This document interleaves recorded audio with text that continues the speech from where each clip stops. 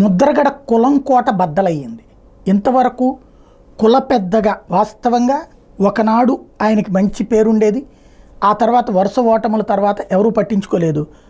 క్రిందటిసారి 2014లో చంద్రబాబు అధికారంలోకి వచ్చాక ఏదైతే ఆ చెంచా ప్లేటు నినాదం ఆ ఇంపాక్ట్తో మళ్ళీ లైమ్ లైట్లోకి వచ్చారు ముద్రగడ. ఎందుకంటే ఆ టైంకి పవన్ కళ్యాణ్ మద్దతు ఇచ్చి ఉండటం, ఆ తర్వాత పవన్ కళ్యాణ్ని వీళ్ళు నిర్లక్ష్యం చేస్తున్నారన్నటువంటి ఫీలింగ్ కాపుల్లో ఉండటం, అది ముద్రగడకు కలిసి వచ్చింది. దాన్ని ఆయన తన గొప్పతనంగా భావించారు, కానీ కాపు సామాజిక వర్గం ఒక లీడర్షిప్ కోరుకుంటోంది అని భావించారు.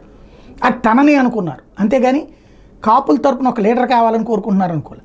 ఎప్పుడైతే కాపులు పవన్ కళ్యాణ్ని కోరుకుంటున్నారని తెలిసిందో అప్పుడు ఆయన పవన్ కళ్యాణ్ వెంట ఉండాలి. అది వదిలేసి నా వెంట కాపులు రావాలనుకుని పవన్నే గెలవనివ్వను, నువ్వు కాపు నాయకుడు అయ్యుండి నీ సామాజిక వర్గానికి సంబంధించిన యువ నాయకుడు ఎదుగుతూ ఉంటే, రేపు పొద్దున ముఖ్యమంత్రి కావాలని కాపులు తప్పిస్తుంటే ఆయన్నే గెలవనివ్వను అనే శపథం ఎందుకు? అది ఆత్మద్రోహం. నేను ఆ రోజునే చెప్పాను, తప్పు ముద్రగడ చేస్తున్నటువంటిది, చారిత్రక తప్పిదం చేస్తున్నారన్నట్టు. ఇప్పుడు చివరికి ఏమైంది?